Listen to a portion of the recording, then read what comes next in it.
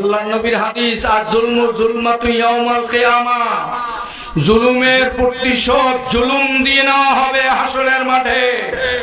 দুনিয়াও বৈধ, চোখের বদলে চোখ, হাতের বদলে হাত, জীবনের বদলা জীবন, পায়ের বদলা পা নেওয়া ইসলাম বৈধ করেছে।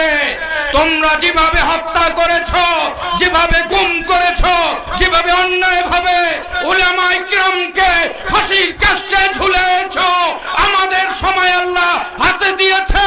আগামী দিনে রেডি হও, তোমাদের শরীরে কতটুকু শক্তি আছে, আঘাত সহ্য করতে পারবা, আঘাত বরদাস্ত করতে পারবা জানি না। প্রতিশোধের সময় উলামায়ে কিরামের হাতে অপেক্ষা করতেছে।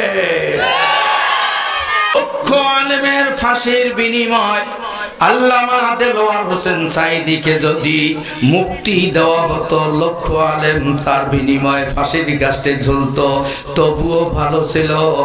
এক আল্লামা সাঈদী কিয়ামত পর্যন্ত আর মনে হয় এমন কোরআনের পাখি পৃথিবীতে আগমন করা সম্ভব না। কথা কও, যার আলোচনা আকাশের পাখিরাও শোনে, গাছের পাতা নিস্তব্ধ হয়ে যায়। এই কোরআনের পাখি মুস্কি হাসি দিয়ে বাহির হলো, অন্তরটা জুড়িয়ে গেল, ঠান্ডা হয়ে গেল। কিছুক্ষণ পরেই তার লাশের খবর পাওয়ার পরে চোখে পানি আর আটকানো যায় না। কথা কয় না, যে মানুষ হেসে দিয়ে গেল সে মানুষ লাশ কেন হবে?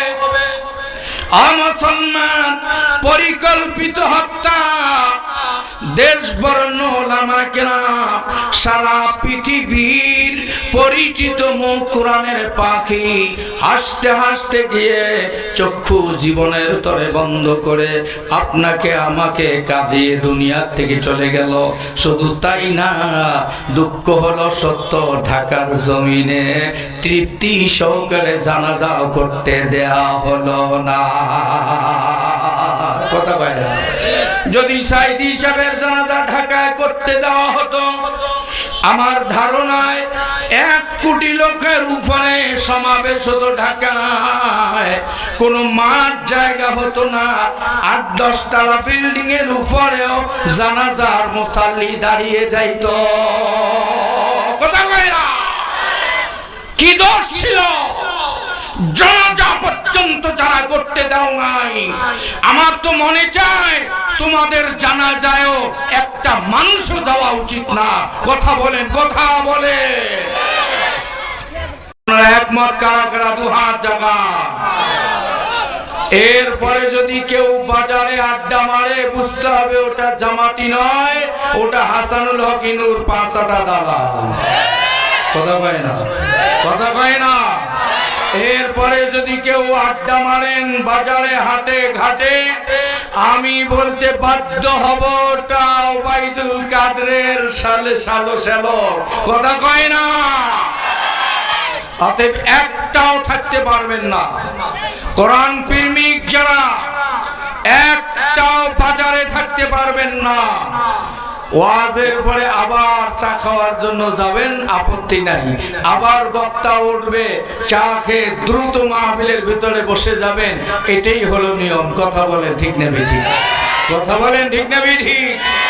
স্বেচ্ছাসেবক থাকলে দাঁড়ানো যারা, তাদের সকলকে মাহফিলের ভিতরে পাঠিয়ে দেন, না হলে বাড়িতে পাঠিয়ে দেন। কারণ কোরআনের মাহফিলে ডিস্টার্ব করেছে আবু জেহেলের পেতাক্তারা। কথা কয় না। কোরআনের মাহফিলকে পণ্ড করার ঘোষণা দিয়েছিল আবু জাহাল। আবু জাহাল বলেছিল, আরবের কাফেররা, কুরাইশ বংশের লোকেরা খবরদার, মুহাম্মদ যেখানে কোরআনের আসর তৈরি করে, ওই মুহাম্মাদের কোরআন শুনতে তো যাবা না, বরঞ্চ কোরআনের মাহফিলকে পণ্ড করে দাও, ভেঙ্গে চুরমার করে দাও। কথা বলেন ঠিক না ঠিক?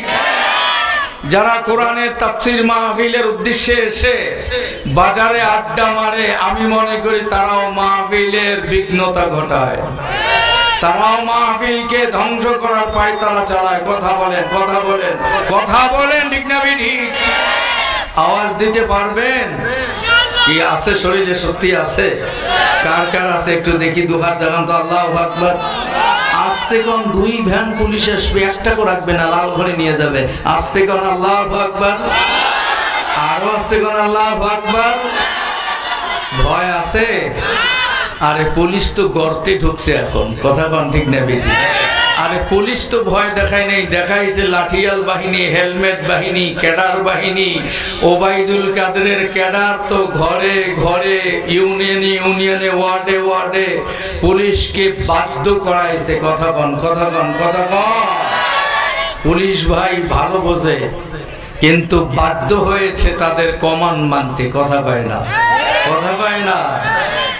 এখন কোথায় কোথায় নগি বইটার তাণ্ডব 2006 সালের 28শে অক্টোবর কোথায়? কথা কয় না। হ্যাঁ, এখন যদি আমরা আবার নগি বইটা বাহির করি, তোদের পিঠি চামড়াও থাকবে না। কথা কয় না। আমরা যদি হালুয়া প্যান্ডি বাহির করি, একটারও চামড়া থাকবে না। কিন্তু আমরা সহিংসতাকে প্রশ্রয় দেই না। মায়ের পিঠ, গুম খুন ইসলাম সমর্থন করে। ইসলাম খায়, খাওয়ার পরে পাল্টা আঘাত করে। কথা বলেন, কথা বলেন, কথা বলেন। আবার আঘাত না করে ইসলাম ক্ষমা করে দেয়। আল্লাহ ক্ষমাকে খুব ভালোবাসেন। কথা বলেন ঠিক না বেটি? কিন্তু সব জায়গায় আবার ক্ষমাও চলে না, প্রতিশোধও নিতে হয়। শুধু ক্ষমা চালাইতে গেলে ওরা মনে করে নরম মাটি বিলেই পায়খানা করে। কথা কয় না, কথা কয় না। এই জন্য অনেক সময় ক্ষমাও করতে হয়, অনেক সময় প্রতিশোধ নিতে হয়। কথা বলেন ঠিক না ঠিক? আল্লাহ নবীর হাদিস, আর জুলমু জুলমাতু ইয়াউমাল কিয়ামা, জুলুমের প্রতিশোধ জুলুম দিয়ে নেওয়া হবে হাসরের মাঠে। দুনিয়াও বৈধ, চোখের বদলে চোখ, হাতের বদলা হাত, জীবনের বদলা জীবন, পায়ের বদলা পা নেওয়া ইসলাম বৈধ করেছে। তোমরা যেভাবে হত্যা করেছো, যেভাবে গুম করেছো, যেভাবে অন্যায়ভাবে উলামায়ে কিরামকে ফাঁসির কাস্টে ঝুলিয়েছো, আমাদের সময় আল্লাহ হাতে দিয়েছে। আগামী দিনে রেডি হও। তোমাদের শরীরে কতটুকু শক্তি আছে, আঘাত সহ্য করতে পারবা, আঘাত বরদাস্ত করতে পারবা জানি না। প্রতিশোধের সময় উলামায়ে কিরামের হাতে অপেক্ষা করতেছে। ঠিক ঠিক কষ্ট হইতেছে, ব্যথা পাইলেন, রাগ করলেন,